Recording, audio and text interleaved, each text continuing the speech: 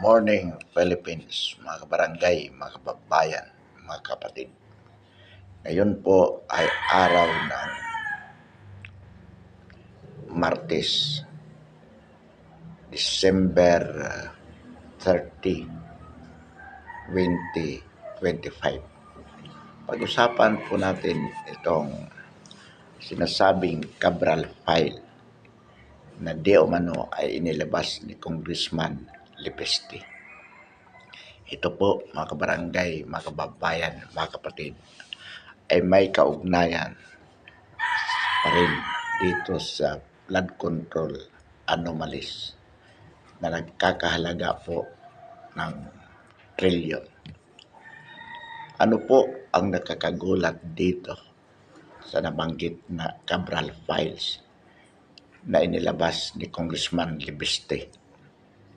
Mga kabarangay, mga kababayan, mga kapatid, ayon sa nabanggit na Cabral File, hindi lamang mga congressman at mga senador ang mayroong tinatawag na DPH insertion.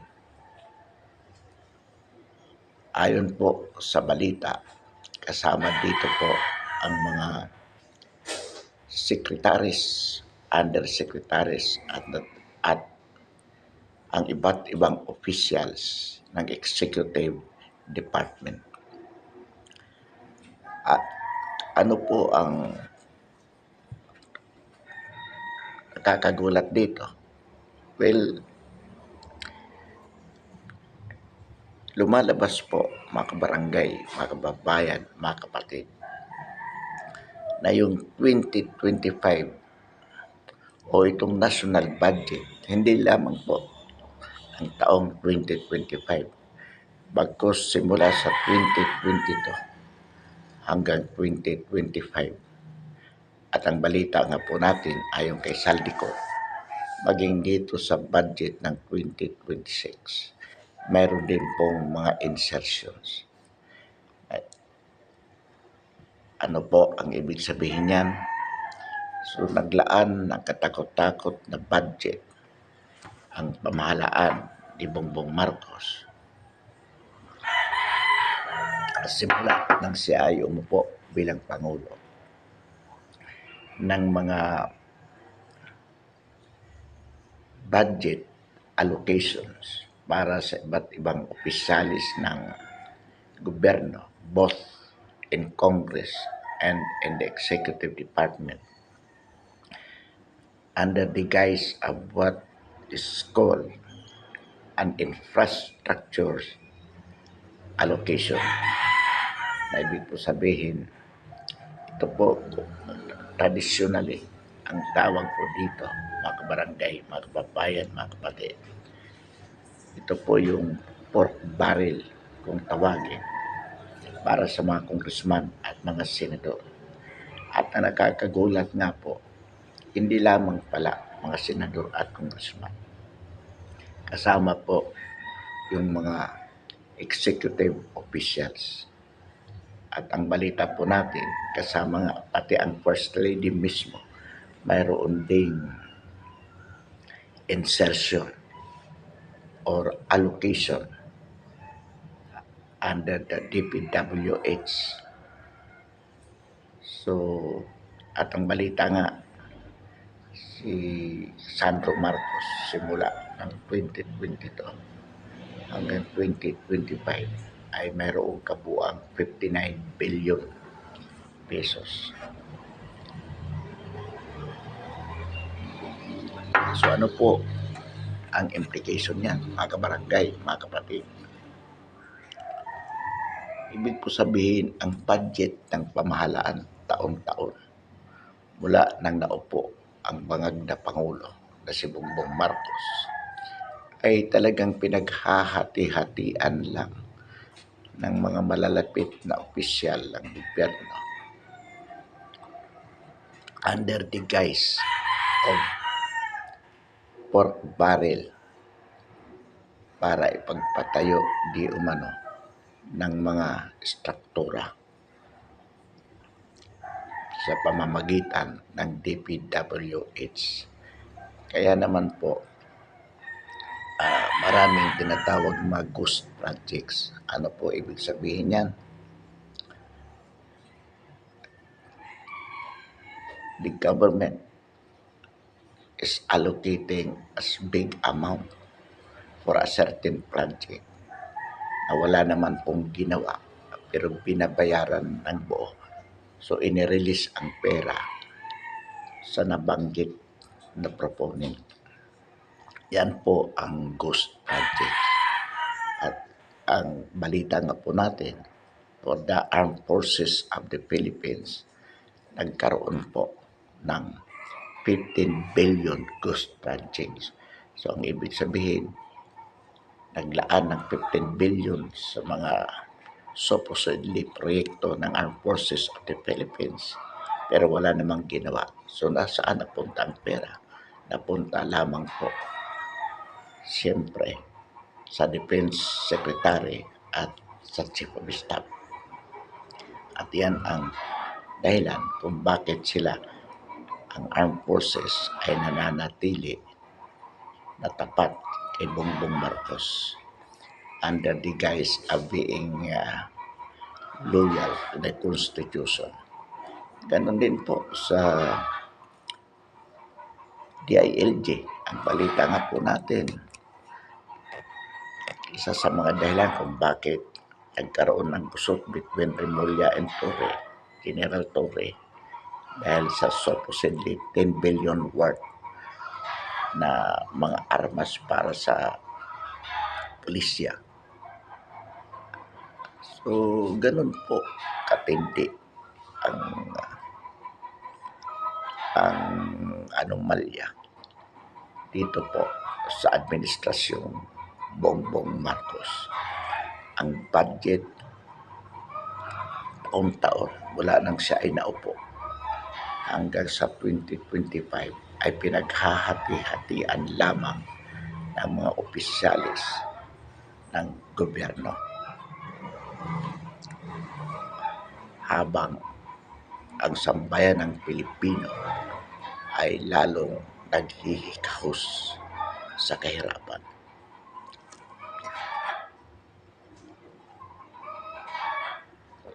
Samantalang ang mga opisyalis ng gobyerno ay mali-malita ang pera na kinukurakot mula sa national budget.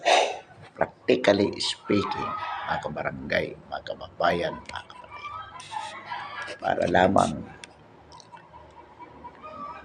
kumukuha sila ng bilyon-bilyon pera in terms of budget at pinaghahati-hatian ng mga opisyalis na ito. Itong mga sinasabi ni Bongbong Marcos na investigasyon katulad ng ICI, itong Blue Ribbon Committee under Lacson, yan po mga kabarangay, mga kababayan, mga kapatid, ay dagdag pambubudol sa sambayan ng Pilipino. Nakita po naman natin hanggang ngayon, wala po silang naipakukulong.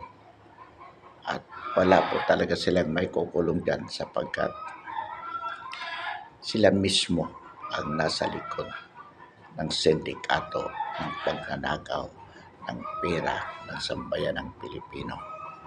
Ang ginagawa po mga kabarangay, mga kababayan, mga kapatid ng administrasyong ito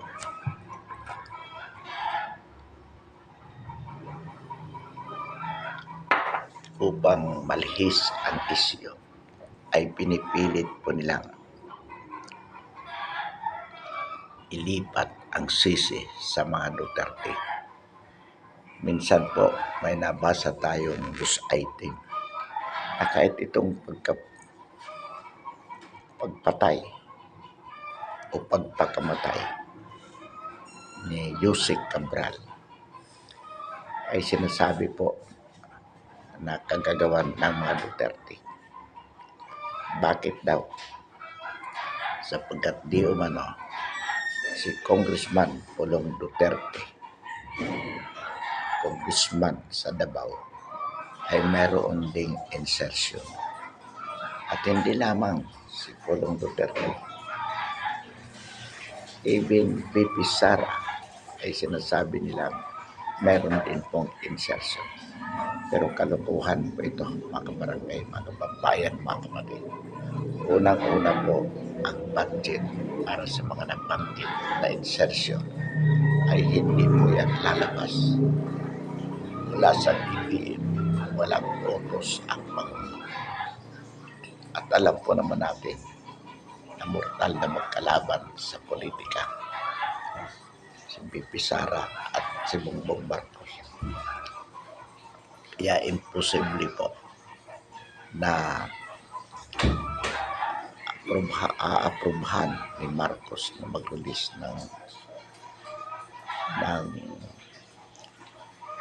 insertion para kay Pulong Duterte at kay VP Sara. Ganon pa man. Even assuming na talagang meron, hindi rin po pwedeng ibuntun ang sisi sa mga tao sapagkat ang budget po ay isa lamang ang pwedeng mag-approve ng budget at yan po ay ang presidente. Hindi po lalabas ang budget sa DBM o wala pong approval ang presidente. So, ibig po sabihin, hindi dahil po sila ay magkalaban, hindi po aaprubahan ng Pangulo ang budget para kay Pulong Duterte at kay VP Sara. In fact, hirap na hirap nga po taon-taon ang OBP na makakuha ng budget para sa nabanggit na opisina. How much more with respect to an insertion being an extra budget. Kaya kalokohan po yan. Another thing, sinasabi na po natin, even assuming na mayroon under the principle of command responsibility, yan po ay pananagutan pa rin ng presidente. Ngunit ang alam po natin, yan ay hindi totoo. Katunayan po, mga kabarangay, mga kababayan, mga kapatid, upang mailihis pa rin ang issue. Wala dito sa mga malaking anomalya ng flood control projects. Sinasabi pa rin nila na di umano si VP Sara ay meron ding anomalya. At ito po yung tinatawag na Madriaga issue. Na ayon sa balita, itong Madriaga na ito, nasabi niya ay isa siya sa nga naka-assign sa security force ni VP Sara. Siya di umano ang bagman ng Vice Presidente kung saan siya ay kumulikta di umano ng bilyon-bilyong pera mula sa Pogo at sa ibang mga illegal na negosyo para sa 2022 campaign ni VP Sara. Yan ngayon ang kanilang ibinabato. Ngunit yung mga unit, military unit na di umano ay pinanggalingan ni Madriaga ay nagsasabi na wala silang tao na may pangalang Madriaga sa kanilang mga nabanggit na unit. So, ibig po sabihin yan, mga barangay, mga kapakbayan, mga kapatid, yan ay gawa-gawa lamang po ni Madriaga. So, ano po ang implications sa mga nangyayaring ito? yung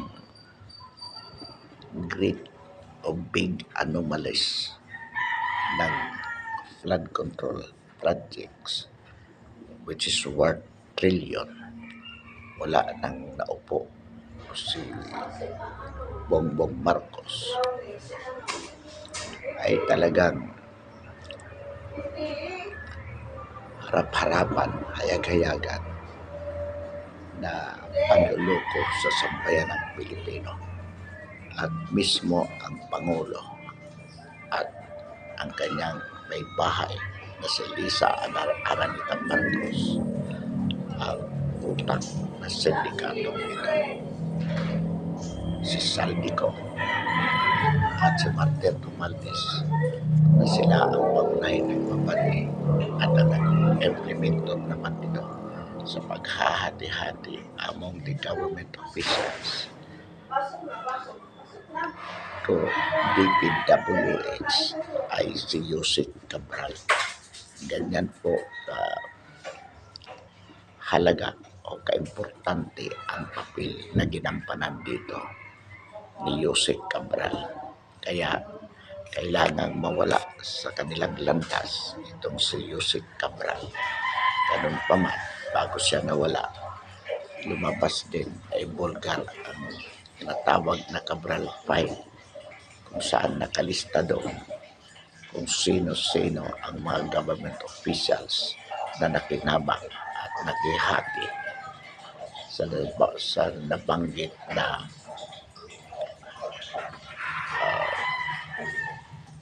malaking anomalya sa DPWH sa panahon ng administrasyon Bongbong Marcos.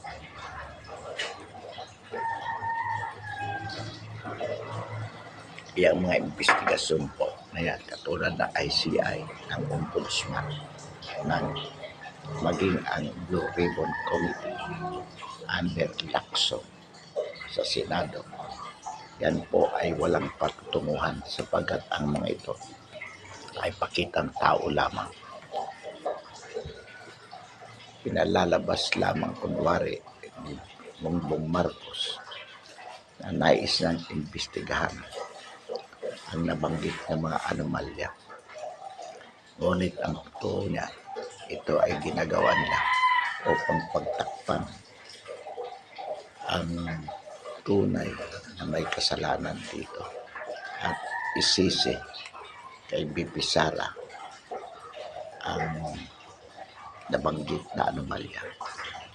Mga kabarangay, mga kababayan, mga kapatid, dapat tayo po ay maging matalino at patuloy na subaybayan ang isyu na ito. Huwag po tayong padadala sa mga pronouncement ng Administrasyon Marcos, ng Ombudsman, ng ICI at ng iba pang mga investigative committee. Sila naman ay nilikha lamang upang pagtakpan ang tunay na mastermind ng nabanggit na anomalya. Inuulit po natin, mga kabarangay, mga kababayan, mga kapatid, ang tunay po na nasa likod ng sindikatong ito ay mismo ang unang pamilya sa pangunguna ng bangag na Pangulo na si Bongbong Marcos, si Lisa Aranita Marcos at si Sandro Marcos. Kasama po ang kanilang mga close friends and relatives na nasa pamahalaan pa rin.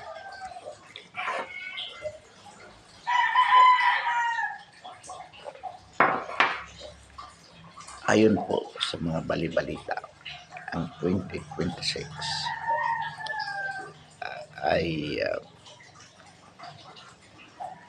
binabalot ng mga nakakatakot na prediction at isa na rito ay ang kaguluhan sa pamahalaan. Honestly speaking, hindi naman po tayo naniniwala sa mga hula-hula na yan. Ngunit kung atin pong pagbabasihan, mga kabarangay, mga kababayan, mga kapatid, ang mga nangyayari sa ngayon ay hindi po talaga malayo na magkaroon ng kaguluhan sapagkat ang sambayan ng Pilipino ay mapipilitan po na mag-aklas laban sa pamahalaan kung hindi po mapipigilan ang patuloy na kanilang pagkasabi sa walang kumpay na kahirapan. At alam po naman natin, mga kabarangay, mga kababayan, mga kapatid, na habang ang Pangulo ay si Bongbong Marcos, this country is going nowhere except to its complete destruction. At ang culmination nga po nito ay ang pagkakagulo, ang pag-aaklas ng sambayan ng Pilipino. So, posible po na mangyari ang mga prediksyon na yan ng kaguluhan. At hindi po malayo na bago mag-2028 ay magkakaroon ng bagong insertis na magpapatalsik sa kasalukuyang Pangulo.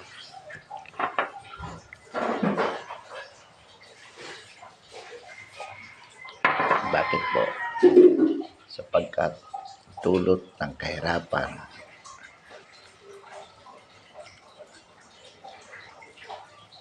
dahil sa matinding anomalya sa pamahalaan na kung saan ang kanilang inaasikaso ay pangungurakot sa halip na ang kapakanan ng sambayan ng Pilipino, mapipilitan po ang mga Pinoy na magrebelde. At kapag ang sambayan ng Pilipino ay nagkaisa upang labanan ang pamahalaan ito, at the end of the day, mapipilitan na rin po ang Armed Forces of the Philippines at ang Philippine National Police na mag-withdraw ng kanilang suporta sa bangag na Pangulo. At magaganap po ang insertis kung saan dito po ay may i-install si VP Sara being the presidential successor. Yung sinasabi po nilang kaguluhan o military junta, sa ating paniniwala po, hindi po magaganap yan. Ang military sa Pilipinas ay hindi po tatayo bilang military junta. Sila ay magiging guardian lamang. Pipilitan po pagkatapos na mapatalsik ang kasalukuyang Pangulo.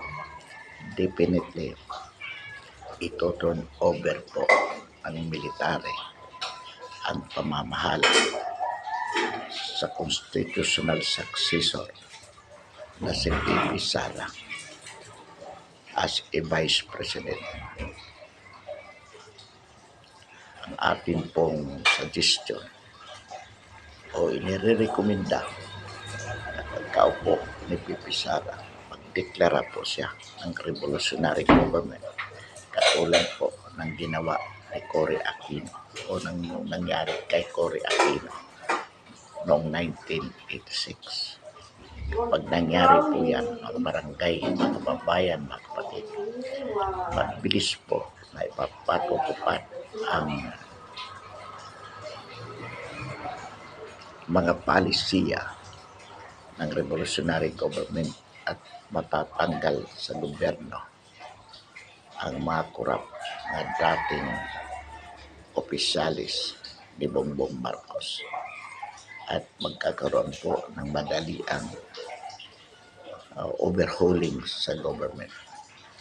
Wala po tayong dapat alalahanin, mga kabarangay, mga kababayan, mga kapatid, sapagkat alam naman po natin ito si VP Sara, katulad ng kanyang ama na si Digo, ay mabait matalino at tapat sa kanyang tungkulin upang iangat ang tunay na interes ng sambayan ng Pilipino.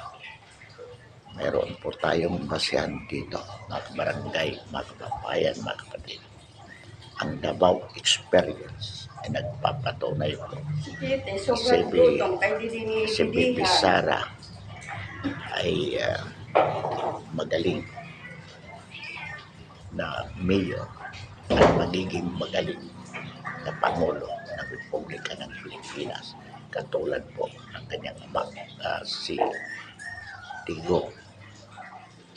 Kaya mga barangay, mga kababayan, mga kapatid, ito po ang tunay at madali ang pagbabago na magaganap sa Republika ng Pilipinas. At ito po ay mangyayari sa darating na 2026. And hindi po ito maiwasan because this is the course of destiny.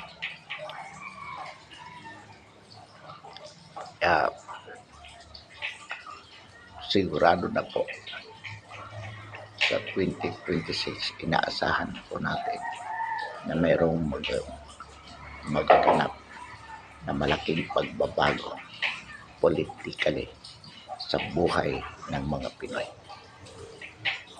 Napapatalsik po ang kasalukuyang Pangulo bilang tanging solusyon sa palalang problema ng malaking anomalya sa ating pamahalaan.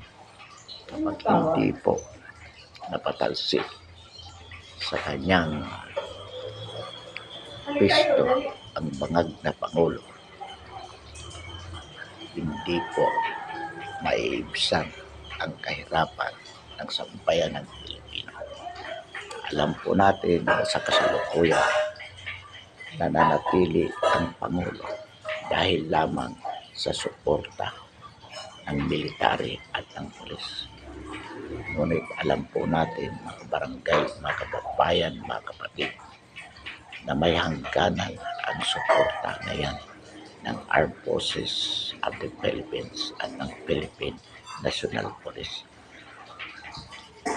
Maging ang liderato ng Armed Forces at PNP ay nakikiramdam lamang pag nakita nila na talagang kumilos na, gumalaw ang sambayan ng Pilipino.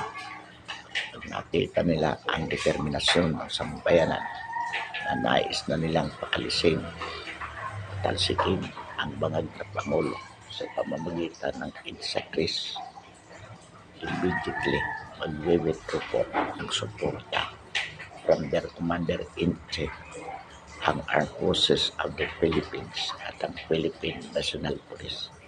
Kaya nga po, mga barangay, mga kababayan, mga kapatid, ang atin pong panawagan sa sambayan ng Pilipino, magkaisa na po tayo, ilunsad ang INSA-CRIS. Huwag po tayong palilinlang dito sa mga vloggers, sa mga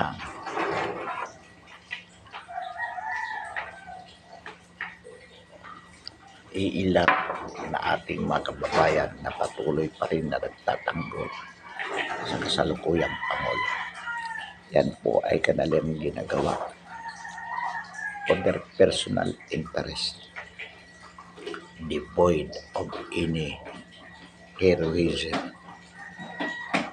Ginagawa po nila yan sapagkat sila ay binabayaran ng malaking halaga ng bangag na administrasyon mula sa pera ng sambayan ng Pilipino upang patuloy na linlangin ang sambayan ng Pilipino sa pamamagitan ng pagtatakip ng mga anomalya na ginagawa ng kasalukuyang administrasyon. At habang patuloy na pinagtatakpan ang mga anomalyang ito, patuloy din ang kanilang pagnanakaw sa sambayan ng Pilipino.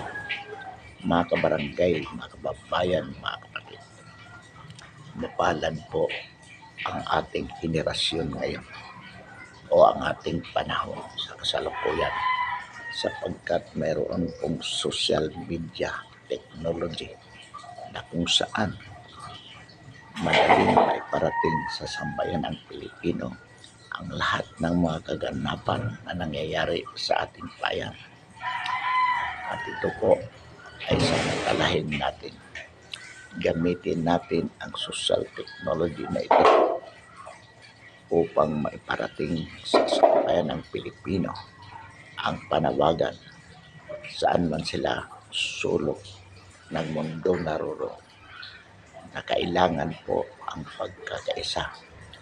Kailangan ang agarang pagkikilos upang sa taong 2026 ay tuluyan ng mapatalsik sa pamahalaan ang bangag na Pangulo. Ito lamang ang tanging dahilan o ito ang tanging paraan upang magkaroon ng makabuluhang pagbabago sa buhay politika ng sambayanang Pilipino. Mapatalsik ang kasalukuyang bangag at napakakurap na Pangulo at ang kanilang pamilya sa Malacanang. Naulit po natin ang military at ang pulis ay naghihintay lamang kung ang Defense Secretary sa katauhan ni Gibo Tudor at ni Browner bilang Chief of Staff at ang PNP sa ilalim ng kasalukuyang pamunuan nito katulad ni John B. Crimolia at ang kasalukuyang PNP Chief ay nananatiling tapat kay Pangulong Marcos. Ang dahilan po yan sapagkat sila ay nababayaran ng malaking halaga. Ngunit alam po natin, interrupt ang file sa mga enlisted personnel, sa mga ground commanders na nabanggit na mga institutions. Marami na pong galit, marami na pong nais bumaliktad dyan. Naghihintay lamang po sila ng tamang pagkakataon. At ang tamang pagkakataon na yan ay ang pagkilos ng mga mamamayang Pilipino, ang kanilang pagkakaisa upang ilunsad ang EDSA-3.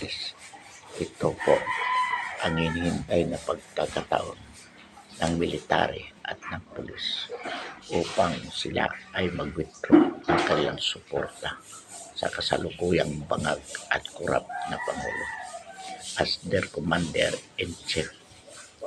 Kaya nasa mga mamamayang Pilipino ang pinaka-importanting sangkap upang maganap ang hinihingi nating pagbabago. Ngayon po ay Rizal Day. Naalaala po natin ang kamatayan ng ating pambansang bayani na si Gat Jose Rizal. Nawa ay nagsilbi itong bilang araw ng panawagan sa sambayanang Pilipino saan man sulok sila naroroon sa mundo upang maitatag ang pagkakaisa at pagtutulungan na mayroong isang layunin at yan ay ang pagpapatalsik sa kasalukuyang bangag at kurap na Pangulo ng Republika ng Pilipinas. Mga kabarangay, mga kababayan, mga kapatid, habang nariyan ang pinakatukap, walang utang na loob na Pangulo, hindi po tayo uunlad. Ang kaunlaran ating ninanais ay mananatiling hungkag na pangarap habang hindi po natin napapalitan, hindi natin napapatalsik ang kasalukuyang Pangulo. Ito po, itong Pangulo na ito ay wala pong naidudulot sa sambayan ng Pilipino, tapos ang walang walang katumpas, nakahihiyan sa buong mundo. Imagine po, ang Russia, pinaaresto nila ang ICC judges sapagkat ang mga ito ay naglabas ng warrant of arrest laban sa kanilang Pangulo. Kasi putin ang US sa pamamagitan ng Pangulo nilang si President Trump ay release o hinol ang financial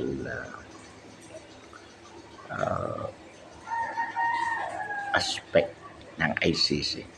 Kaya sila po ay paralisado. Ipinakikita po ng dalawang malalaking bansa na ito na itong ICC ay walang kwenta. Hindi nila kinikilala ang kapangyarihan nito. Ngunit ang Pilipinas sa pamamagitan ng bangag na Pangulo at ng mga membro ng kanyang sindikato na itong si Gibo Teodoro, si John Vic Remulla at ang kapulisan at military ay ginamit upang sila mismo ang magpakulong kay Pangulong Duterte doon sa Dahig, Netherlands. Imagine po, mga kabarangay, mga kababayan, mga kapatid, kung anong kahiyang ang idinulot nito sa ating bansa before the international community. Mismo ang bangag na Pangulo ang nagpahuli at nagpakulong ng kay Pangulong Duterte doon sa ICC. Samantalang ang ibang bansa ay hindi kumikilala sa ICC pagkus ipinahuhuli nito ang mga pinaaresto ang mga judges. So ganyan po kabalinto na mga kabarangay, mga kababayan, mga kapatid ang ating kasalukuyang Pangulo. Kaya nakakahiya po sa sambayan ng Pilipino ang patuloy na panunungkulan sa Malacanang ng bangag at kurap na opisyal na ito. Ito po ay hindi lamang chismis. Mismo ang kanyang kapatid na si Amy Marcos ang nagsabi na ang kasalukuyang Pangulo ay matagal ng adik. Hindi lamang siya, kundi ang buong pamilya nila ay mga adik at wala pong kakayahan na manungkulan bilang Pangulo ng ating bansa sapagkat lutang na nga po ang kanyang utang. Katunayan, marami pong sinasabi nito na nagpapatunay kung gaano siya kabangag. Nariyan ang sinasabi niya hindi na siya natutulog sapagkat nakakausap niya ang matagal nang namayapa ng kanyang ama. Lagi niyang sinasabi kumbaga itong ating Pangulo na ito ay nag-halusinate na po. So, napakatanga at napakabobo ng mga Pinoy. Patuloy pa rin po nilang susuportahan ang nabanggit na Pangulo. Katunayan po, mga kabarangay, mga kababayan, mga kapatid, wala na po talagang suporta ang sambayan ng Pilipino sa kanilang Pangulo. Katunayan pa nito ay ang survey. Yung latest survey na inilabas ng SWS kung saan nagkaroon ng negative 3 satisfaction rate ang ating Pangulo. Ang ibig sabihin, yung trust rating niya, yung tiwala ng mga Pinoy sa kasalukuyang Pangulo ay negative 3. Negative 3. Ibig sabihin po, hindi lang 0, trust. Negative 3 pa. Samantalang ang kay BP Sara ay positive 31. Positive 31. So, ibig sabihin po, mas nagtitiwala ang majority of the Philippine people sa Vice President, samantalang sa Pangulo, hindi lang zero, negative 3 pa. Nagpapatunay po ito, mga kabarangay, mga kababayan, mga kapatid, na wala ng karapatan na manatili a single moment ang Pangulo sa Malacanang, sapagkat hindi lamang zero, negative 3 pa ang tiwala sa kanya ng sambayan ng Pilipino. So, yung survey result ay konkretong patunay na talagang ayaw na ng mga Pinoy sa ating Pangulo. So, ang kailangan lamang po dito ay talagang magkaisa. Yung survey result na yan should be converted into a concrete action in terms of its subject. Dokumento na po yan na nagpapatunay na wala ng tiwala ang sambayan ng Pilipino sa kasalukuyang Pangulo. Kailangan mapatalsik na po siya sa madaling panahon. At ang 2026 ay yan po ang magiging culmination. Kaya muli ang ating panawagan sa sambayan ng Pilipino. Let us support all the protest action against the President. Ang layunin po ng mga protestang ito ay hindi lamang pahayag ang anomalya. Dapat yung mga protesta na yan should be translated into a concrete action with only one goal, and that is to oust immediately the sitting president. Hindi na po para ipahayag ang korupsyon, kalukuhan po. Ang kailangan magtipon ang sambayan ng Pilipino na mayroong isang layunin, at yan ay ang pagpapatalsik, agarang pagpapatalsik sa kasalukuyang pangako at kurap na Pangulo, kasama ang kanilang mga membro ng sindikato na nagnanakaw sa sambayan ng Pilipino. Naniniwala po tayo, mga barangay, mga kababayan, na pag nagkaroon po ng milyon sa EDSA na humihingi ng pagpapatalsik ng agarang sa kasalukuyang Pangulo, ang military po, particularly from the rank and file at sa mga ground commanders of both the military and police institution, ay magdideklara po ng kanilang withdrawal of support sa kanilang commander-in-chief. And pag nangyari po yun, immediately, the constitutional provision on succession will automatically operate. At yan po ay ang pag-install kay BP Sara as the new president. Saka po magkakaroon ng makabuluhang pagbabago sa Pilipinas politically at in terms of a new revolutionary government under the new president. At sa panahon ito, dapat po lahat ng mga kakulangan sa 1987 Constitution ay dapat agad na ipasok ng sa gayon magkaroon po ng complete and immediate changes politically sa buhay ng mga Pinoy. Pinaulit po natin, mga kabarangay, mga kababayan, mga kapatid, let us make the 2026 a turning point in the lives of the Filipino people in terms of immediate ousting of the most corrupt inefficient and added President of the Republic of the Philippines. Pansamantala po, mga barangay, mga kababayan, mga kapatid. Wakasap natin ang ating talakayan ngayong umaga. Muli, marami pong salamat and belated Merry Christmas and prosperous coming 2026. Marami pong salamat.